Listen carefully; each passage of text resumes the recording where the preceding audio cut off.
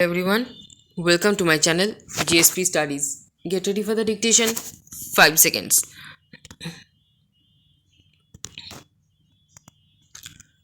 Start. Mr. Vice Chairman said during the last few months it has become fashionable to talk of the Green Revolution, and the government takes a certain amount of pride in what is supposed to be the Green Revolution. But there has in fact been no green revolution in the country. It is correct that last year we had a record production of food grains, but the fact remains that the current year's production is not expected to be of that level. It is now not expected to be equal to that of the last year, and an additional fact is that PL 480 food grains continue to be imported in this country. Only recently, the government has entered into another PL 480 agreement to continue imports itself is not confident of the success of what is called the Green Revolution. It continues to import, it continues to regulate the flow of food grains between different parts of the country. Para. Agriculture in India remains a low yielding and uncertain vocation. There is so much talk of the high yielding varieties of seeds, but the fact is that the high yielding varieties of seeds can be used only in fields which are amply supplied with fertilizers and water. Only a minority of our agriculturalists are able to take advantage of high yielding variety of seeds, and only less than 20% of land is irrigated. 80% of our cultivable land is still rain fed. How can we talk of a green revolution, or how can we talk of achievements in the field of agriculture as long as 80% of our cultivable land depends on uncertain rains? Neither chemical fertilizer nor high yielding varieties of seeds are available to those who cultivate the 80% of the land. What has happened is this, that the better of peasants, of agriculturalists who have well irrigated land and their own resources to put in fertilizers and other inputs have benefited from the introduction of chemical fertilizers and high yielding varieties of seeds. Para. What is called Green Revolution is in fact an unfinished revolution, and the need is to evolve new strains which will be suitable for the rest of our cultivable land. The need is to arrange for more irrigation. The need is to make credit and inputs available to the poorer sections of the peasantry. That is not being done.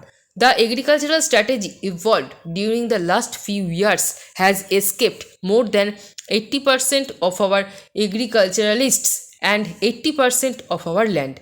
Therefore, I support the demand made in the country that there should be an agricultural commission to look into the whole agricultural strategy and evolve an agricultural policy which will benefit the poorer sections of the cultivators. At the present strategy has helped only the richer sections of the cultivators. It has not at all helped the poor farmers. Para.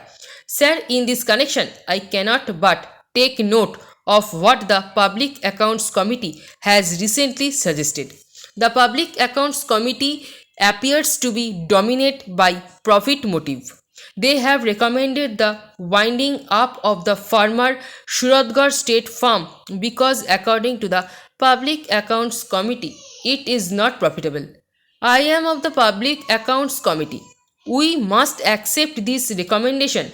The Suratgarh Farm was developed on wasteland, land which was not found cultivable by any cultivator.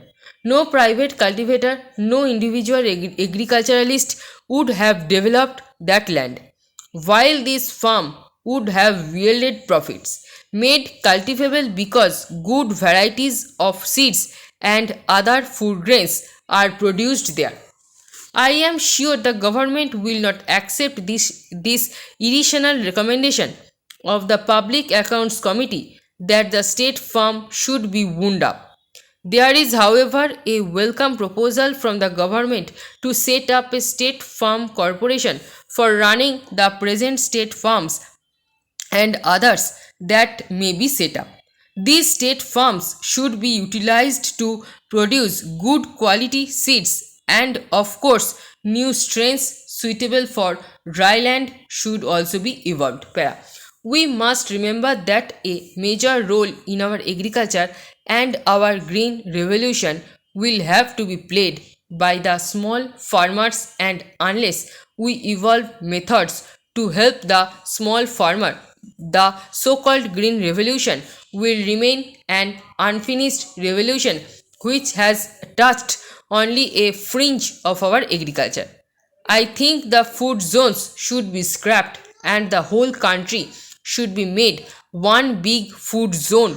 But while the food grains should be scrapped, the middlemen who get most of the profits of the trade in food grains should also be eliminated.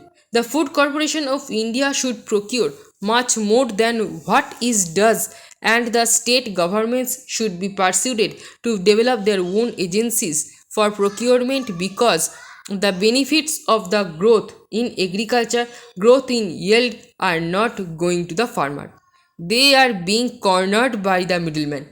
Unless the state governments and the FCI take procurement in their hands, this will continue. The Minister of Industrial Development last month announced in the other house his intention to remove all controls over the prices and distribution of cement from next year. I think that this also is unjustified. When cement was partially decontrolled, its price went up by rupees 8 per ton. The industry threatens, and it has announced that when decontrol comes, price will go up by much more than rupees 8 per ton. Where are we leading our economy to? As compared to August 1938, the cost of living is already in the near about 2 8 to 5. In my city of Kanpur, for example, the working class cost of living index 8 to 6 for last month, and as compared to 100 in August. এই প্যাসেজের stroke এবং PDF পেতে Telegram গ্রুপে join করুন, এবং ভিডিওটি ভালো লেগে থাকলে লাইক, শেয়ার এবং সাবস্ক্রাইব করে পাশে থাকা বেল আইকনটি প্রেস করে রাখুন সবাইকে নোটিফিকেশন পেতে। Thanks for watching.